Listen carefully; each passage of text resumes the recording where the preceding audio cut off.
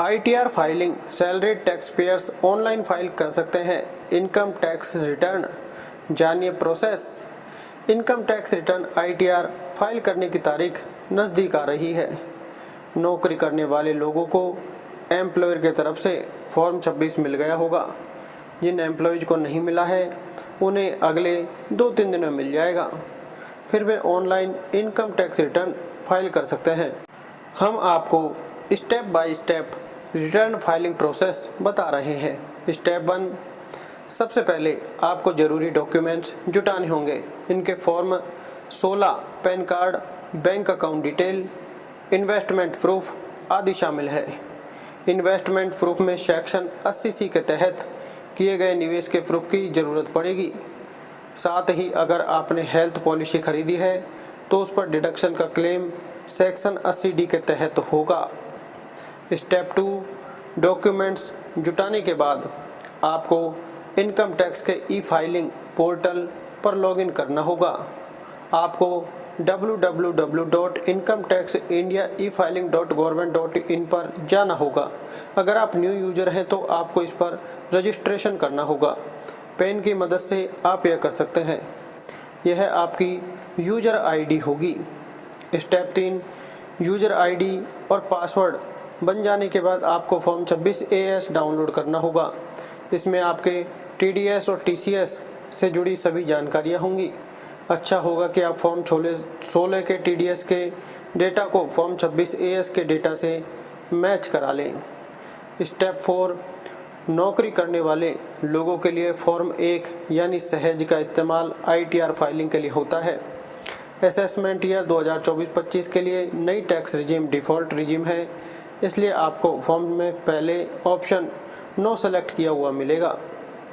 अगर आप old regime का इस्तेमाल करना चाहते हैं तो पर्सनल इन्फॉर्मेशन सेक्शन में आपको यस सेलेक्ट करना होगा। स्टेप 5, आपको फॉर्म 1 में फॉर्म 16 में दी जानकारियों के आधार पर डिटेल भरनी होगी। कई चीज़ें पहले से भरी होंगी। इनमें पैन, आधार, नाम और एड्रेस शामिल है। आपको इन्हें एक बार चेक कर लेना होगा। Step 6, grass total income section में आपको प्री फिल्ड इंफॉर्मेशन को चेक करना होगा। आप कई जानकारियों को कंफर्म एडिट कर सकते हैं। इनमें income source detail, house property और दूसरे स्रोत शामिल हैं। स्टेप 7, टोटल डिडक्शन सेक्शन में आप अपने डिडक्शन के हिसाब से ऐड, डिलीट या कंफर्म कर सकते हैं। टैक्स पेड सेक्शन में आपको पिछले वित्त वर्ष में चुकाए गए टैक्सेज को कंफर्म करना होगा। इसमें सैलरी से TDS आदि शामिल होंगे। Step 8, total tax liability section में आपके टैक्स कम्यूटेशन की समरी दिखेगी। यह आपकी तरफ से दी गई डिटेल पर आधारित होगी। अगर कम्यूटेशन के आधार पर आप पर टैक्स लायबिलिटी बनती है तो आपको पे नाउ और पे लेटर का विकल्प दिखेगा। यह पेज के निचले हिस्से में होगा। स्टेप 9, सभी डिटेल भरने के बाद आपको फॉर्म को वैलिडेट करना होगा। पोर्टल एंड आप आपकी टैक्स लायबिलिटी या रिफंड का कैलकुलेशन कर लेगा।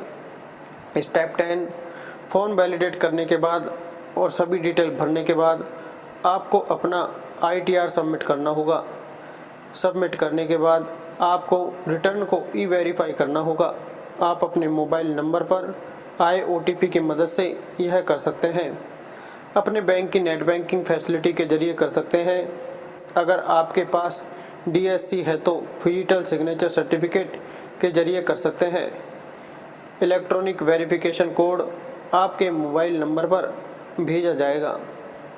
स्टेप 11, अगर आप उपयुक्त विकल्पों का इस्तेमाल नहीं करना चाहते हैं तो आप ITR V की साइन की हुई copy acknowledgement income tax department के सेंट्रलाइज्ड प्रोसेसिंग सेंटर को भेज सकते हैं। जी हाँ दोस्तों, यह था पूरा प्रोसेस।